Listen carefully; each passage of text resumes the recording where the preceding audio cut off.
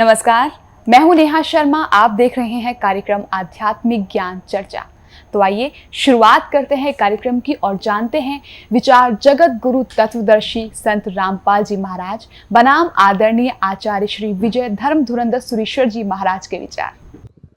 क्या तीर्थंकर का पुनर्जन्म होता है? बिल्कुल नहीं, तीर्थंकर का पुनर्जन्म नहीं होता है। कारण यह है कि तीर्थंकर की अवस्था में उन्होंने घाती कर्मों का क्षय किया होता है और जिस समय वे निर्वाण को प्राप्त करते हैं, निर्वाण तभी प्राप्त करते हैं जब वो शेष 4 कर्मों को भी, जिनको कि हम अघाती कर्म कहते हैं, उनका भी वे क्षय कर देते हैं। इस रीति से 8 कर्मों से मुक्त हो जाने के बाद में तीर्थंकर का तो क्या, किसी का भी पुनर्जन्म नहीं हो सकता।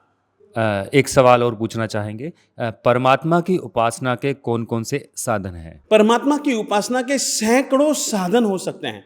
हाँ, वैसा प्रत्येक साधन उपासना पद्धति का साधन कहलाएगा जिसके कारण से, जिसके माध्यम से आत्मा मालिक के पास में जाकर के आसना बैठ सके। ऐसी उनके नज़दीक ले जाने वाली पद्धतियाँ, वह ले जाने वाली पद्धतियाँ उपासना कहलाती हैं। और ऐसी पद्धतियाँ एक नहीं, अनेकों प्रत्येक परंपरा के पास में हैं। हाँ, एक बात कहना चाहूँगा, उपासना में सबसे ज़्यादा प्रमुखता अगर किसी चीज़ की है तो वह भक्ति की है, और भक्ति से उपासना की ओर वह बढ़ता जाता है। अतः मैं यह जरूर कहना चाहूँगा, भक्ति मूल तत्व है, उपासना की भक्ति जड़ है, उपासना की भक्ति बीज है, उपासना की, यह जरूर कहना चाहूँगा।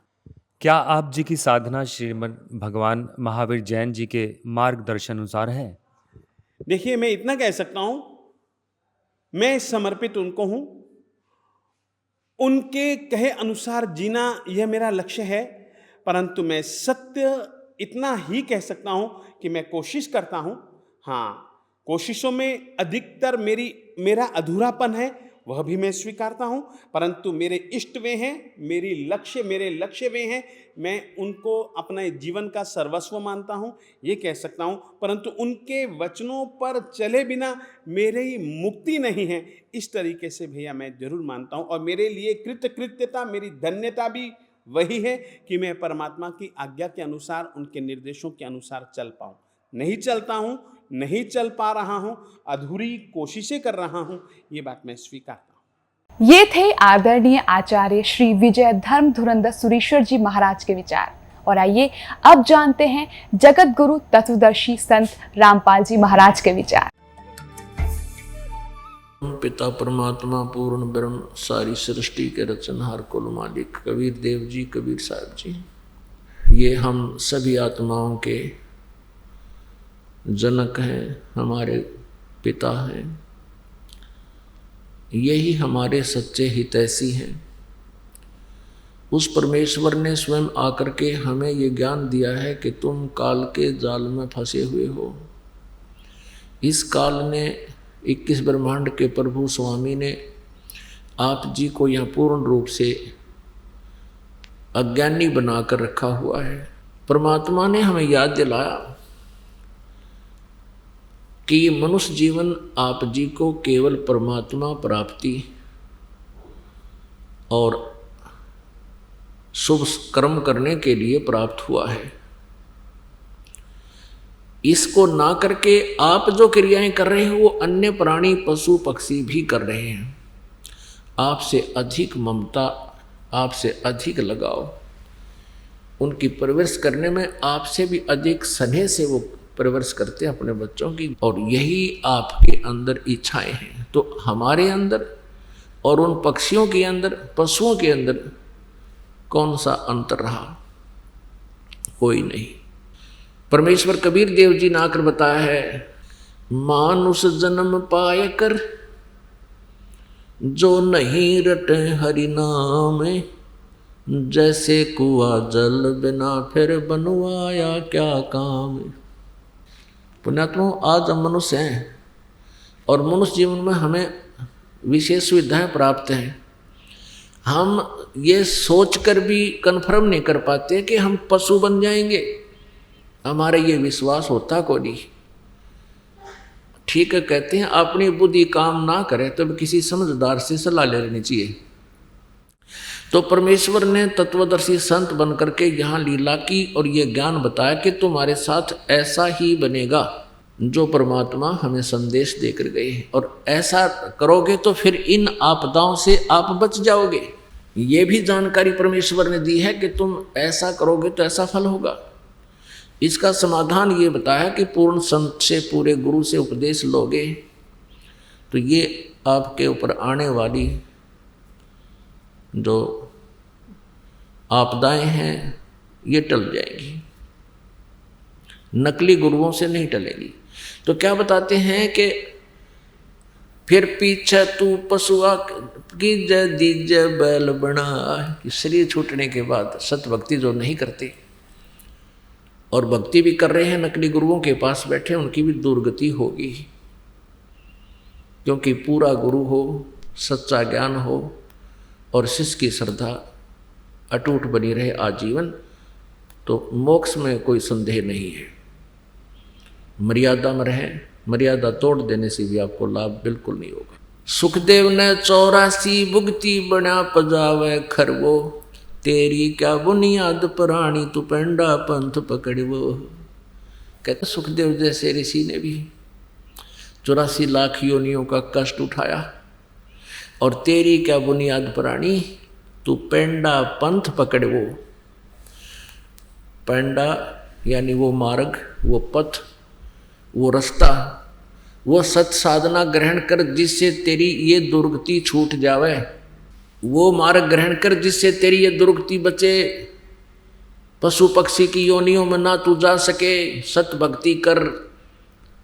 और क्या बताते हैं, सुखदेव ने 84 भुगती और बना पजावे खरवो।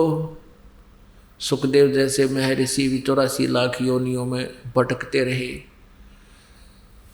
सुखदेव ऋषि ने अपने आप बताया एक बार कि मैं गधा बन गया, 84 लाख योनियों भोग रहा था, अंधा हो गया। अंधा होने से मालिक ने मुझे त्याग दिया, लठ मारे घर से निकाल दिया।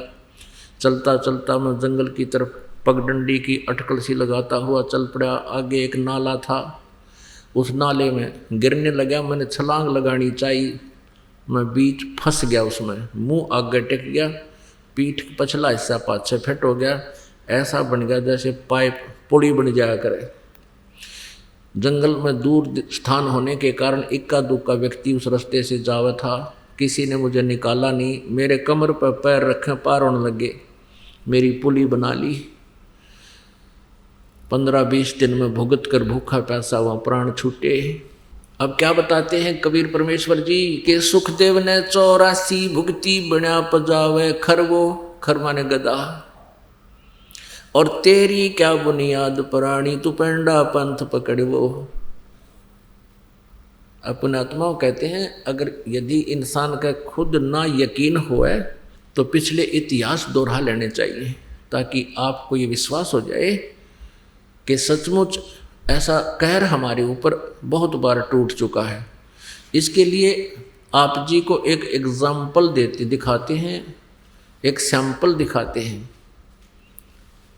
महावीर जैन नाम के एक महापुरुष हुए हैं, और उसके जीव की कितनी दुर्गति हुई उन्हीं की पुस्तक में विद्यमान है, और वो सत्य है।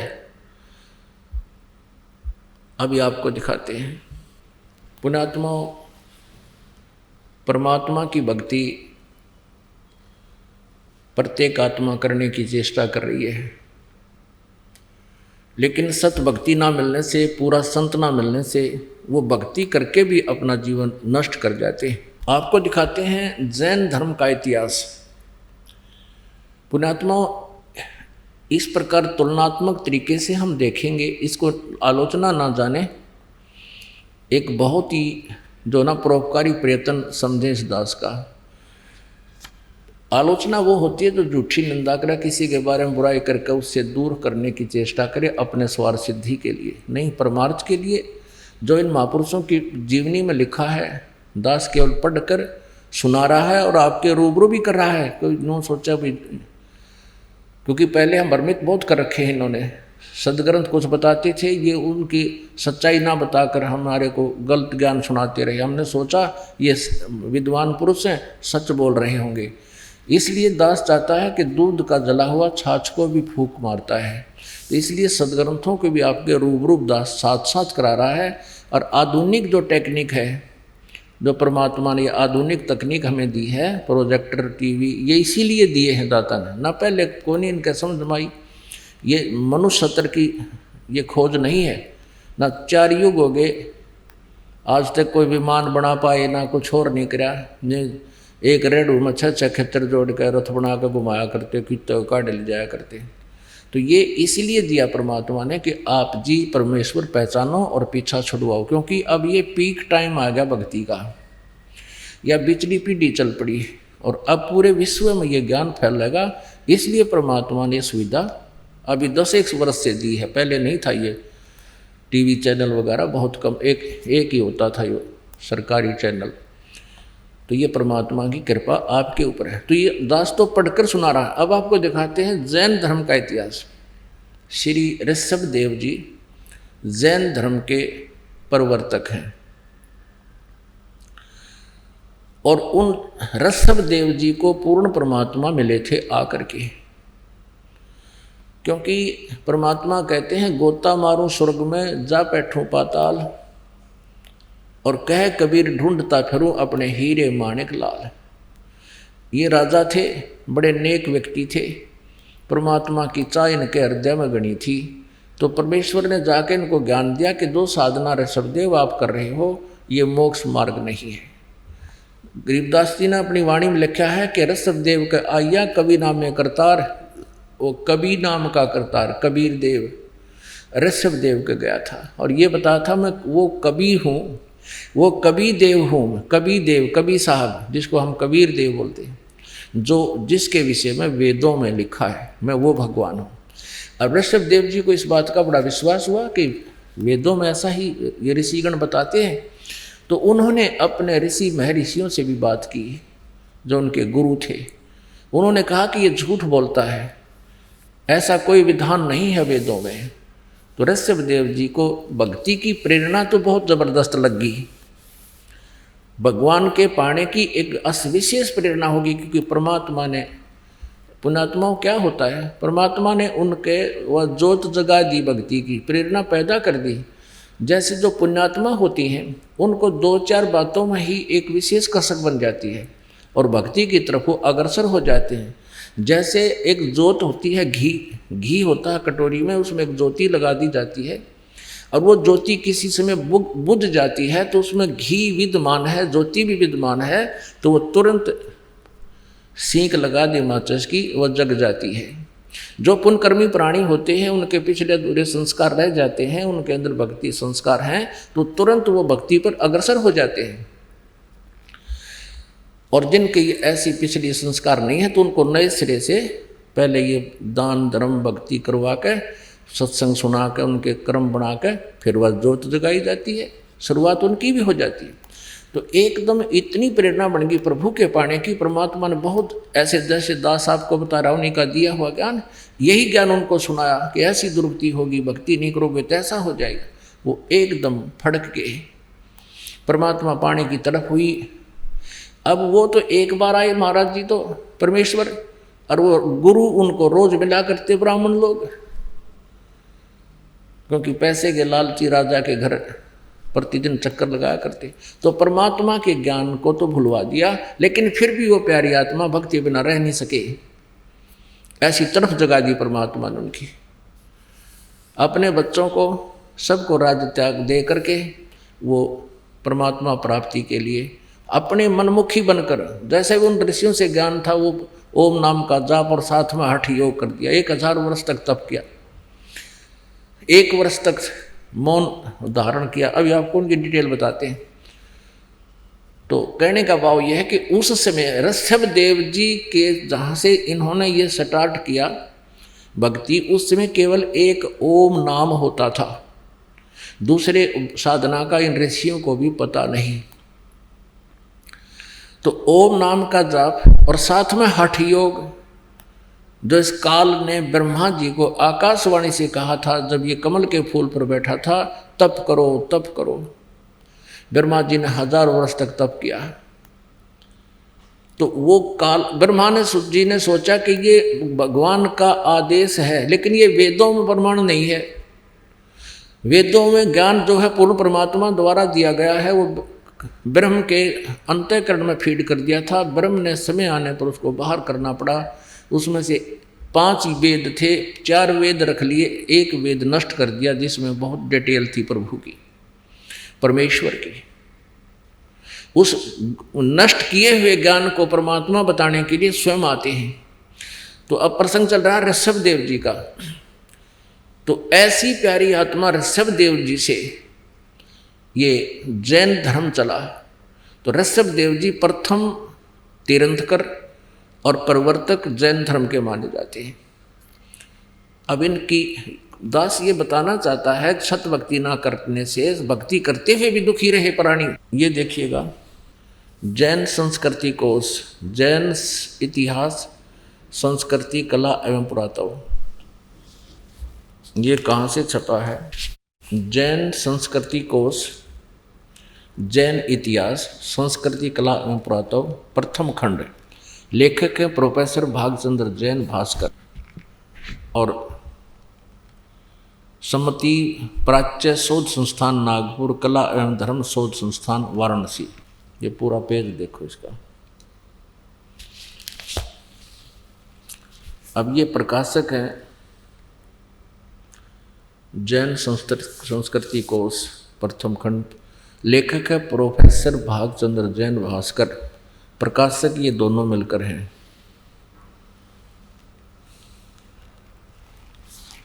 अब ये स्वर्गीय पूज्य पिता श्री गोरेलाल जी जैन एवं पूज्य श्री मातु श्री पूज्या तुलसा देवी जैन की पुण्य समर्थी में सादर समर्पित।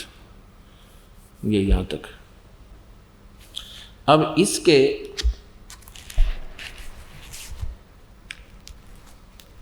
ये देखिएगा 175 पृष्ठ पे, ऋषभ देव के पौत्र मारीची, भरत के पुत्र, जो पुराण में वैदिक धर्म के प्रवर्तक माना गया है।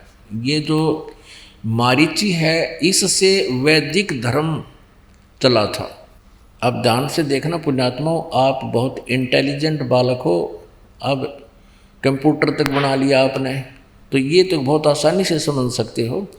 ऋषभ देव के पौत्र यानी पोते मारीची, जो भरत के पुत्र थे और जिसको मारीची को पुराण में वैदिक धर्म का प्रवर्तक माना गया है। यही मारीची जैन परंपरा में आगे चलकर महावीर जैन यानी वर्धमान बना, महावीर जैन हुआ। यही आत्मा मारीची वाली जो ऋषभ देव के पौत्र थे, पोते। अब आगे देखो जैन धर्म का, ये देखो 176 पृष्ठ पे, जैन धर्म का विकास इतिहास। तीर्थंकर ऋषभ देव की जीवन घटनाएं। तीर्थंकर ऋषभ देव अंतिम कुलकर नाभिराज के पुत्र थे। उनकी माता मरु देवी थी।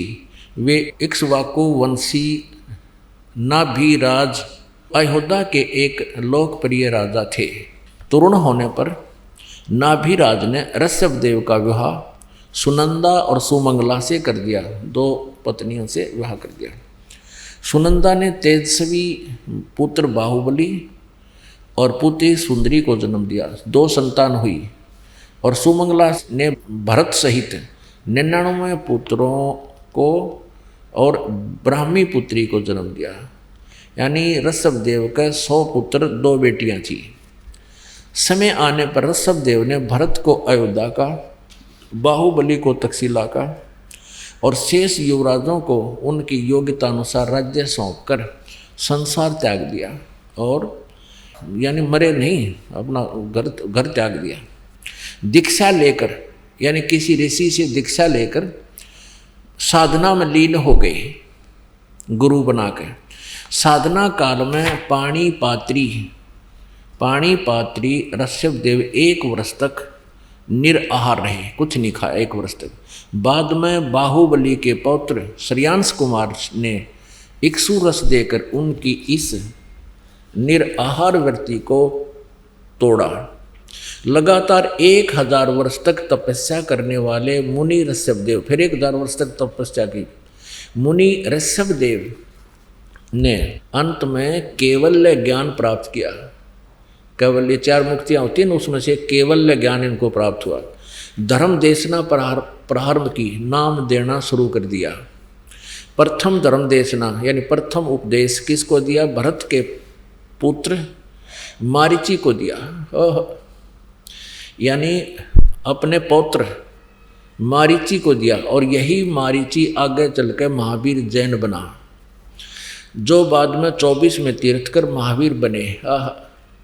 प्रथम धर्म देशना, ऋषभदेव ने 1000 वर्ष तपस्या करने के बाद नाम देना शुरू किया, और प्रथम नाम उपदेश अपने पोते को दिया, भरत के पुत्र मारीची को, और यही मारीची आगे चलकर 24 में तीर्थकर महावीर बने, महावीर जैन जिसको कहते हैं। पुण्यात्मा, आपका सौभाग्य है कि सदग्रंथों का रहस्य आपके रूबरू हो रहा है। अभी तक न तो जैन धर्म के व्यक्ति अपनी पुस्तकों में क्या रहस्य लिखा है उसको समझ पा रहे, न ही हिंदू धर्म के पुण्यात्मा अपने सदग्रंथों से परिचित, क्योंकि ये नकली गुरुओं को ज्ञान नहीं था। ये आज तक ये नहीं बता सके ब्रह्मा विष्णु महेश के माता पिता कौन है, इनके इतिहास में लिखा, इनके सतीथि अदरो अमर बताते हैं ये नासवान है। तो ऐसे हमें भ्रमित कर रखा है, इन्होंने हमारे ऊपर कैर ढा रखा है, नकली गुरुओं ने हमारे जीवनों को नष्ट कर दिया। परमात्मा आते हैं, उनके साथ ही बदव्यवहार करके उसके ज्ञान को दबा देते थे, लेकिन परमात्मा ने यह समय फिक्स कर दिया था कि कलयुग में सबको शिक्षित करूंगा, उसके बाद अपने बच्चों को अपनी पहचान बताऊंगा, ये आसानी से समझ जाएंगे। तो आज बालक से लेकर बूढ़े तक इस ज्ञान को अच्छी तरह समझ रहा है। अब दिखाते हैं कि महावीर जैन की फिर के दुर्गति हुई। अब ये तो क्लियर हो गया कि मारीची ने उपदेश लिया ऋषभदेव से, जो प्रथम तीर्थंकर था, और वही आत्मा बीच में कितना कष्ट उठाया, आगे वो के बनी महावीर जैन वाला जीव। अब देखिए इन्हीं की पुस्तक में, ये पुस्तक है आओ जैन धर्म को जाने, धर्म मंच प्रश्नोत्तर माला, प्रवीण चंद्र जैन M.A. शास्त्री, ये इसके लेखक हैं। आओ जैन धर्म को जाने, लेखक है प्रवीण चंद्र जैन M.A. शास्त्री, जम्बूद्वीप हस्तिनापुर। प्रकाशक है श्रीमती सुनीता जैन, जम्बूद्वीप हस्तिनापुर, मेरठ उत्तर प्रदेश में। ये कहाँ से छपी है? मुद्रक है Dhirendra Jain, new Rishabh offset printers, ये मेरठ, यहाँ से मिसप्रिंट सा है। अब इसके हम 293 से प्रारंभ करते हैं, 293। आओ जैन धर्म को जाने, विशेष प्रकरण। श्री महावीर भगवान के अन्य कौन कौन से नाम हैं? उत्तर दिया है अन्य 5 नाम है, वीर, अतिवीर, सन्मति, महावीर MM वर्धमान। अब आगे चले 294 पे और 3351 नंबर ये प्रश्न है। श्री महावीर भगवान के जीवन का कथन कहाँ से प्रारंभ होता है? पुरुरवा नामक भील की पर्याय से, यानी मारीची से पहले ये एक भील था, उससे पहले क्या था वहाँ तक इनको लेखा नहीं, यहाँ तक से शुरू किया। तो पुरुरवा भील कौन था और उसने क्या किया? उत्तर, पुष्कलावती देश की पुंडरीकीड़ी नगरी में वह भीलों का राजा था। उसने सागरसेन मुनिराज से मधमास मधु का त्याग व्रत लिया था, जिसे जीवन पर्यंत पालन किया। फिर श्री महावीर भगवान का जीव पुरुरवा भील के शरीर से कहाँ गया? पर्याय से, पहले सौधर्म स्वर्ग में 1 सागर की आयु वाला देव हुआ। पहले स्वर्ग के बाद श्री महावीर भगवान का जीव किस पर्याय में गया? उत्तर, अब उस पहले तो यहाँ से शुरू किया है ना, एक भील था यो, फिर भील के बाद यो एक स्वर्ग में गया, उसके बाद फिर भरत चक्रवर्ती की रानी अनंतमती से मारीची नामक ज्येष्ठ पुत्र हुआ। ये मारीची वही है ऋषभदेव का पोता, और यही आगे चल के ये जीव महावीर जैन बना, पुत्र हुआ। मारीची के शरीर से महावीर भगवान का जीव किस पर्याय को गया? ब्रह्म स्वर्ग में देव हुआ। आह! अब देखो, ऋषभ देव से उपदेश लेकर, उस महान आत्मा से उपदेश लेकर ये स्वर्ग में चला गया, क्योंकि ओम नाम का जाप पहले दिया जाता था और ओम से ब्रह्म लोक की प्राप्ति होती है। ब्रह्म लोक को होते स्वर्ग लोक, महास्वर्ग, ब्रह्म स्वर्ग को हो। ब्रह्म स्वर्ग के बाद श्री महावीर भगवान का जीव किस पर्याय में गया? अयोध्या नगरी में कपिल ब्राह्मण की काली स्त्री से जटिल नामक पुत्र हुआ। फिर स्वर्ग में गया। फिर सूतक नामक गांव में अग्निभूत ब्राह्मण की गौतम स्त्री से अग्निशय नामक पुत्र हुआ। फिर स्वर्ग में गया। फिर भरत क्षेत्र में फिर अग्निमित्र नामक पुत्र हुआ। फिर महेंद्र स्वर्ग में गया। हम अपने काम की बात पर आते हैं। 295 पे मंदिर नगर में सालका ब्राह्मण की पत्नी से भारद्वाज नामक यही पुत्र, भारद्वाज भी यही ऋषि हुआ पुत्र। और फिर भारद्वाज के शरीर से महावीर भगवान का जीव कहाँ गया? महेंद्र स्वर्ग में देव हुआ, उस महास्वर्ग में, ब्रह्मलोक में। फिर महेंद्र स्वर्ग से महावीर भगवान का जीव कहाँ गया? इतर निगोद में एक सागर की आयु वाला निगोदिया जीव हुआ। निगोद से निकलकर श्री महावीर भगवान का जीव कहाँ गया? हाय हाय! अनेकों भाव यानी शरीर धारण किए जीव अनेक योनियों को प्राप्त हुआ। कैसे? 1000 बार आँख वृक्ष के जीवन भव और 80,000 सीप के भव, 20,000 नीम वृक्ष के भव, 90,000 बार केली वृक्ष के भव यानी केले के वृक्ष बना, 3,000 बार चंदन वृक्ष के भव, 5 करोड़ बार कनेर वृक्ष के भव, 60,000 बार वैश्या के भव, वैश्या, और 5 करोड़ बार शिकारी के शरीर भव, और 20 करोड़ बार हाथी, 60 करोड़ बार गधे के भव। ओ तेरा गजब भैया! 30 करोड़ बार कुत्ते का जीवन, 60 करोड़ बार नपुंसक के भव, 20 करोड़ बार स्त्री के भव, 90 लाख बार धोबी के भव, 8 करोड़ बार घोड़े के भव, 20 करोड़ बार बिल्ली के शरीर भव और 60 लाख बार गर्भपात से मरण। है माँ के पेट में मर गया। और 80 लाख बार देव पर्याय को प्राप्त हुआ। होय होय! केवल 80 लाख बार तो देवता बना और गधा बना, कुत्ता बना, 30 करोड़ बार कुत्ता तो एक बार बना हुआ बतेरा। ये सारा को पानी फिर जाए देवता ने। एक का जीवन बतेरा कुत्ते का, सिर में कीड़े पड़ जा, खाज लाग जा, टांग टूट जा, सर्दी में पता नहीं कहाँ पड़ा रहे। और 60 करोड़ बार गधे का जीवन। पुण्यात्माओं, ये काम टीचर का होता है जो सदग्रंथों को स्वयं समझे, अपना अभ्यास करे, अनुभव करे, भक्ति करे, परमात्मा की अंदर से प्रेरणा होती है, फिर तत्व ज्ञान अंदर से परमात्मा देता है। अब इसका निष्कर्ष देखो कि ऋषभ देव जी ने गुरु दीक्षा ली किसी ऋषि से, उसके बाद साधना की, और ऋषभ देव जी से फिर 1000 वर्ष ऋषभ देव जी ने साधना की। उसके बाद जब वो अपनी साधना समाप्त की, तुरंत पहला शिष्य बनाया मारीची, और वही आगे चलकर महावीर जैन हुआ। तो ऐसे ओम नाम यानी वेदों अनुसार साधना करने वाले जीव की क्या दुर्गति हुई? 80 लाख बार तो देवता बना। और यह वाक्य हिस्ट्री आपने देखे ली, अनगिन कष्ट सहे, 60 करोड़ बार गधा, 30 करोड़ बार कुत्ता, 20 करोड़ बार बिल्ली। और तेरा गजब हुआ। पुणात्मा कलेजा मुँह को आता है, इतने कष्ट हमारे ऊपर हो रहे हैं, हम फिर भी आंखें नहीं खोल रहे, हम तत्व ज्ञान को पहचान नहीं रहे, भगवान को नहीं पहचान पा रहे। अब क्या होगा? महावीर वहाँ तक तो उस मारीची वाले जीव की दुर्गति, महावीर वाले जीव की दुर्गति होती रही। आगे चल के यही मारीची वाला जो शरीर जीव था, आगे महावीर जैन हुआ। महावीर जैन जी के इतिहास में लिखा है कि उन्होंने कोई गुरु नहीं बनाया, और ऐसे ही मुनिवर्ती में घर से निकल गया,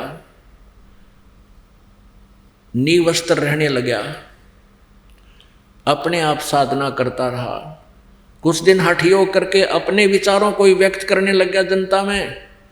अब वर्तमान में जो जैन धर्म में साधना है वो महावीर जैन जी द्वारा चलाए गए 363 पाखंड मत माने बकवाद साधनाएं, उन पर आधारित है पूरा जैन धर्म। अब उस वेदों अनुसार और गुरु परंपरा से मर्यादा से गुरु बनाकर साधना करने वाले मारीची की कितनी दुरुक्ति हुई, एक बार पुनर्रिवाइज कर लो, ना याद रही होगी। ये देखो, ये वही पुस्तक है आओ जैन धर्म को जाने। लेखक हैं प्रवीण चंद्र जैन, M.A. शास्त्री, जम्बूद्वीप, हस्तिनापुर। ये सारा अब फिर थोड़ा सा दिखाते हैं, ये मेरे मालिक। अब ये तो दुरुक्ति उस प्राणी की है जिसने इस काल के गुरु मर्यादा में रहते हुए साधना की है, मारीची वाले जीव की। ये देखिए, थोड़ा सा दिखा दें। 60,000 बार वैश्या के भाव, 5 करोड़ बार शिकारी बना दिया, नरे पाप इकट्ठे करवा दिए इस काल ने। 20 करोड़ बार हाथी के भाव, 60 करोड़ बार गधे के भाव, 30 करोड़ बार कुत्ते के भाव, 60 करोड़ बार नपुंसक के भाव, 20 करोड़ बार स्त्री के भाव, 90 लाख बार धोबी, 8 करोड़ बार घोड़ा, 20 करोड़ बार बिल्ली, और 60 लाख बार गर्भपात से मरण, 80 लाख बार देवता हुआ। बस 80 लाख बार तो देवता और बाकी अविरन में टीनरी। ये तो उस प्राणी की है जो विधिवत काल के गुरु परंपरा में रहकर साधना कर रहा था। और अब ये उसके बाद ये नरक में भी गया, मारीची वाला जो फिर प्रथम नरक में गया। और फिर ये महावीर जैन हुआ। 24 में तीर्थंकर श्री महावीर भगवान हुए। महावीर भगवान होया फिर यूँ श्री महावीर भगवान के जीव ने कितने पाखंड मत चलाए, 363 पाखंड मत चलाए। अपने आत्माओं, ये एक निर्णायक मोड़ पर आ गया है ज्ञान, भगवान का तत्व ज्ञान है ये। अब महावीर जैन की के दुरुक्ति हुई होगी, उसका तो वर्णन नहीं कर सकते क्योंकि उसने तो कोई गुरु बनाया ना। और ये पाखंड मत माने शास्त्र विधि को त्याग कर मनमाने आचरण ये चला दिए, जिसको वर्तमान में जैन धर्म के सभी अनुयायी उसी से आके अपनी साधनाएं कर रहे हैं। तो इनका क्या हाल होगा ये कहने की जरूरत को नहीं, ये तो समझने की आवश्यकता है। अब ऋषभ देव जी की क्या दुरुक्ति हुई ये आपको दिखाते हैं। ये देखिएगा, श्रीमद् भगवत सुधा सागर, गीता प्रेस गोरखपुर से प्रकाशित। भगवान वेद व्यास कृत श्रीमद् भगवत 12 स्कंदों की सरल हिंदी व्याख्या श्लोकांक सहित सुख सागर, गीता प्रेस गोरखपुर से प्रकाशित है। प्रकाशक व मुद्रक हैं गीता प्रेस गोरखपुर, गोविंद भवन कार्यालय कोलकाता का संस्थान। ये इनके फैक्स फोन नंबर है। ये देखिएगा 281 पृष्ठ पे, यहाँ 280 पे। इससे भगवान ऋषभ देव यद्यपि इंद्रादि सभी लोकपालों के भूषण रूप से थे, तो भी जड़ पुरुषों की भांति अवधूतों के से विविध वेश, भाषा और आचरण से अपने ईश्वरीय प्रभाव को छिपाए रहते थे। अंत में उन्होंने योगियों को देह त्याग की विधि सीखने के लिए अपना शरीर छोड़ना चाहा। वे अपने अंतःकरण में अभेद रूप से सचित परमात्मा को अभिन्न रूप से देखते हुए वासनाओं की अनुवृत्ति से छूटकर लिंग देह के अभिमान से भी मुक्त होकर उपराम हो गए। इस प्रकार लिंग देह के अभिमान से मुक्त भगवान ऋषभ देव जी का शरीर योग माया की वासना से केवल अभिमान भास के आश्रय से ही पृथ्वी तल पर विचरता रहा। वह दैववश कोंक वेंक और दक्षिण आदि कुटक कर्नाटक के देश में गया और मुख में पत्थर का टुकड़ा डाले। ऋषभ देव जी ने मुंह में पत्थर का टुकड़ा डाल रखा था और बाल बिखेरे उन्मत्त के समान दिगंबर रूप से यानी कति नंगे कुटका चल के वन में घूमने लगा। इसी समय जंझावात के जंकोरे हुए बांस के घर्षण से प्रबल दावा अग्नि धधक उठी, यानी जंगल में आग लग गई और उसने सारे वन को अपनी लाल लाल लपटों में लेकर वृषभ देव जी के सहित भस्म कर दिया। उड़द जल का मर गया वृषभ देव जी दावानल में। वन में आग लगी, ये वहाँ पत्थर मुंह में लेकर नंगा घूम रहा था। बताइए कोई एक भगत के लक्षण है? आप खुद विचार करिए पुण्यात्माओं। अब ये हालत ऋषभ देव की जब हुई, उस समय हुई ये, यानी काल की मर्यादा वत साधना कर रहा था।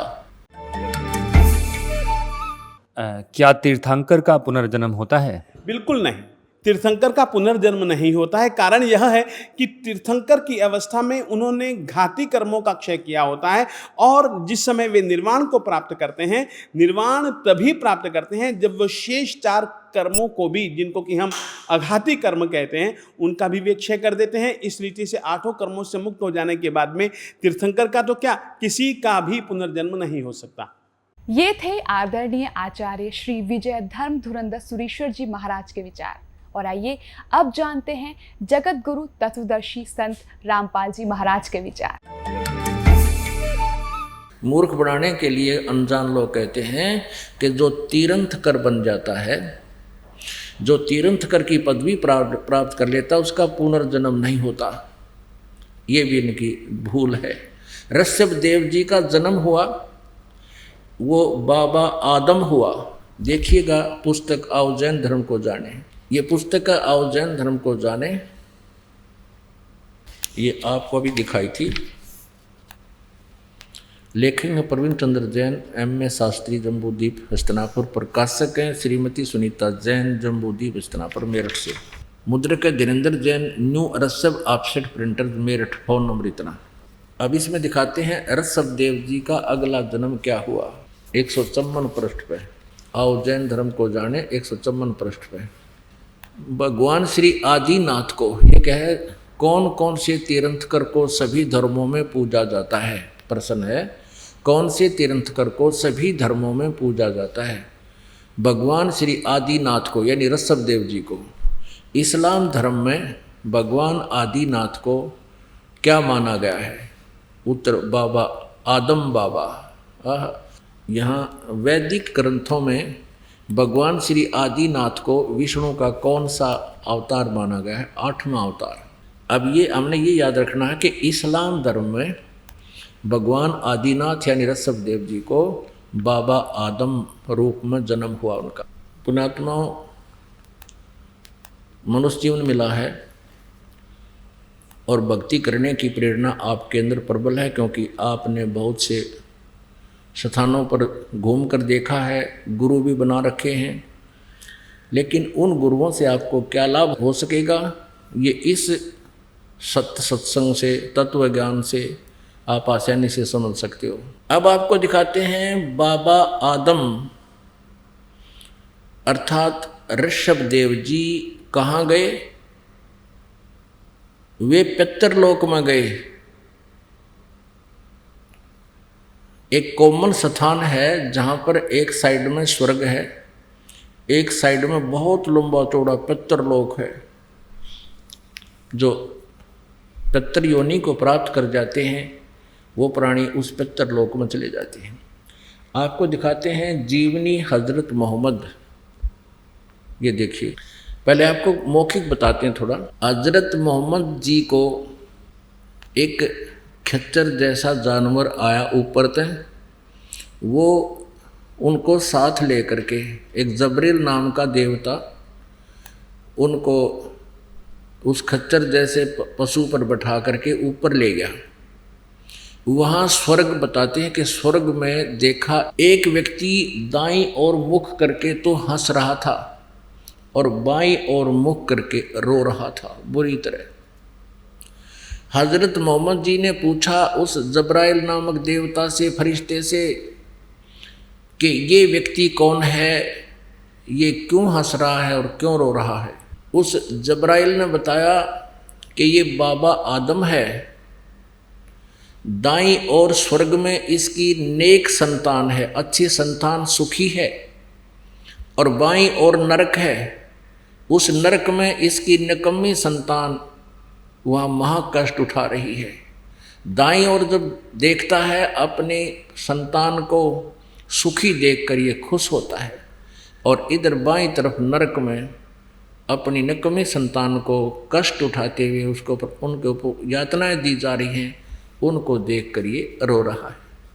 बता, या ये फायदा मिला ऋषभदेव को। अब ये लाभ हुआ ऋषभदेव की साधना से, ये पितरलोक में गया, बाबा आदम का जन्म हुआ, स्वर्ग लोक इसको कहते हैं। अब वहाँ स्वर्ग में भी चैन को ना ऋषभदेव को, बाबा आदम को, वहाँ भी कभी हंस रहा कभी रो रहा, तो यहाँ में और वहाँ में क्या अंतर हो गया। इन साधनाओं का ये बेनिफिट है, और जो ये दास बताएगा परमात्मा ने आकर बताई है, उससे क्या लाभ होगा वो भी बताएंगे। अब देखिएगा जीवन चरित्र हजरत मोहम्मद मुसलमान धर्म के प्रवर्तक का। जीवनी हजरत मोहम्मद सल्लल्लाहु अलैहि वसल्लम, मोहम्मद इनायतुल्लाह सुभानी इसके राइटर हैं। हजरत मोहम्मद की जीवनी है सल्लल्लाहु अलैहि वसल्लम, इन्हीं की उपमा है। मोहम्मद इनायतुल्लाह सुभानी अनुवादक हैं नसीम गाजी फलाही। इन्होंने तो ये अरबी भाषा में लिखा था, अनुवादक ये है हिंदी में। मरकजी मकतबा इस्लामी पब्लिशर्स नई दिल्ली, इस्लामी साहित्य ट्रस्ट प्रकाशन 81, सर्वाधिकार सुरक्षित है। ये है नाम मूल किताब मोहम्मद अरबी उर्दू से इसका अनुवाद है। प्रकाशक मरकजी मकतबा इस्लामी पब्लिशर्स D 307 दावत नगर अबुल फजल इनकलेव, जामिया नगर नई दिल्ली से। ये इनके दूरभाष और फैक्स नंबर है। मुद्रक है HS ऑफसेट प्रिंटर्स नई दिल्ली। अब इसके 161 से प्रारंभ करते हैं। पहले प्यारे नबी सल्लल्लाहु यानी हज़रत मोहम्मद बता रहे हैं कि आज रात बुराक नामक एक जानवर आया, उस पर बैठकर मैंने बैतुल मरकादस की सैर की। वहाँ पहुँचा तो नबियों की जमात आई, उनमें अब्राहिम, यानी ये सारे वही हैं जो हजरत ये मुसलमान धर्म के जितने भी हैं और ईसाई धर्म के उस पितरलोक में हैं। उनमें इब्राहिम अलैहिस्सलाम भी थे, मूसा और ईसा अलैहि भी थे। मैंने उन सबको नमाज भी पढ़ाई। हजरत मोहम्मद जी बता रहे हैं कि उससे पितरलोक में ये मूसा जी ईसा जी जिससे ईसाई धर्म चला वहीं थे, और मैंने उन सबको नमाज पढ़ाई। अब 164 पृष्ठ पाते हैं। प्यारे नबी यानी हजरत मोहम्मद बता रहा है, अपने सच्चे साथियों के बीच बैठे अल्लाह ने उनको जो बड़ी बड़ी नेमत दी थी उनका जिक्र करने लगे। अपने साथियों बता रहे हैं हजरत मोहम्मद जी मुसलमान धर्म के प्रवर्तक। बैतुल मरकादस से आकाश पर जाने का हाल भी सुनाया। वहाँ कुदरत के जो जलवे देखे थे उनको भी बयान किया। आप यानी हजरत मोहम्मद ने फरमाया बताया कि इस तरह हजरत जबरील अलैहि मुझे पहले आकाश पर ले गए।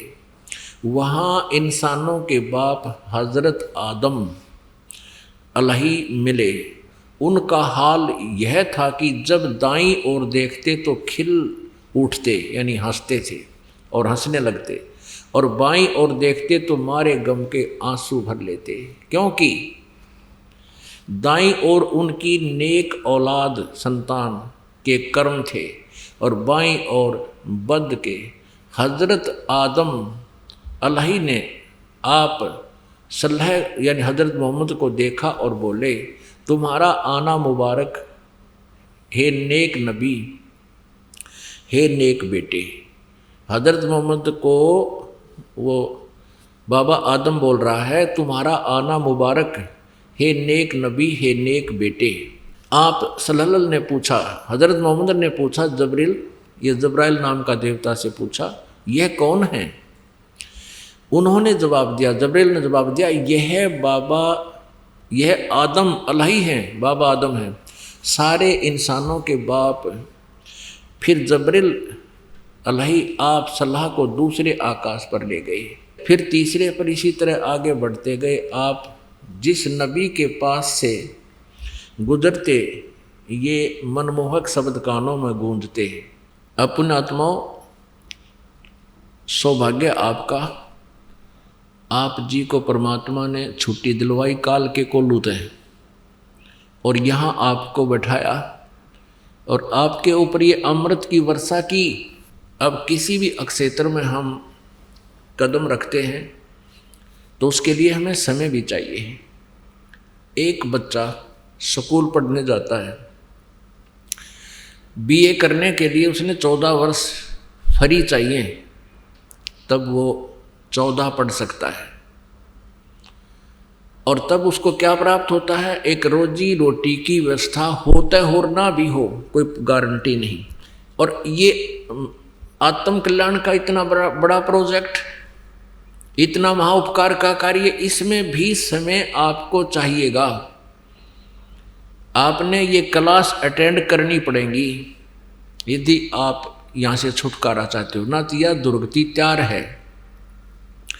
अब आप जी ने देख लिया कि बाबा यानी Shri Rishabh Dev ji, founder of the Jain religion,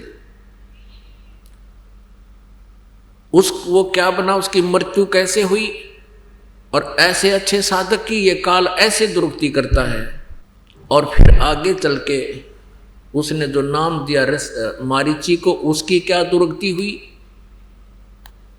और महावीर जैन, वही आत्मा महावीर जैन बना, उसका कोई गुरु नहीं, आगे कोई उनकी शास्त्र अनुकूल साधना नहीं, पाखंड मत स्वयं की, ये पाखंड साधना स्वयं की, बकवादें, पाखंड माने बकवाद, और आगे भी वो बकवाद शुरू करा गया। वर्तमान के जैनी वो साधना करें, उनकी क्या हालत होगी ये अंडरस्टूड है। और बाबा आदम बने वही ऋषभ देव जी, उनकी स्वर्ग में भी क्या दुर्गति हो रही है, वहां भी चैन नहीं उनको। ओए होए, अब परमेश्वर ने आके बताया ब्रह्मांड 2100 आग लगी है, कृत्रिम बाजी सभी ठगी है। 21 ब्रह्मांड तक इस काल के लोकों में कहता आग लगी हुई है, कोई भी जीव सुखी नहीं। अब प्रसंग चल रहा था, सुखदेव ने 84 भुगती बना पजावे खरवो, तेरी क्या बुनियाद प्राणी तू पंडा पंथ पकड़वो। अब तेरी क्या बुनियाद प्राणी, तू वो रास्ता ग्रहण कर, वो मार्ग ग्रहण कर जिससे तुझे फिर से ये दुर्गति ना हो, तेरी फिर जन्म मृत्यु कभी ना हो। तो परमात्मा कहा करते, निरंजन धन तेरा दरबार, निरंजन धन तेरा दरबार, जहाँ पर तनिक ना न्याय विचार। पाखंडी की पूजा जग में, संत को कहें लबाड़। पाखंडी की पूजा जग में, संत को कहें लबाड़। अज्ञानी को परम विवेकी, ज्ञानी को मूड गंवार। निरंजन धन तेरा दरबार, निरंजन धन तेरा दरबार, जहाँ पर तनिक न न्याय विचार। कह कबीर सुनो भाई साधो, यहाँ सब उल्टा व्यवहार। कह कबीर सुनो भाई साधो, यहाँ सब उल्टा व्यवहार। सच्चों को तो ये झूठा बतावें, इन झूठों का एतबार। निरंजन धन तेरा दरबार, निरंजन धन तेरा दरबार, जहाँ पर तनिक ना न्याय विचार।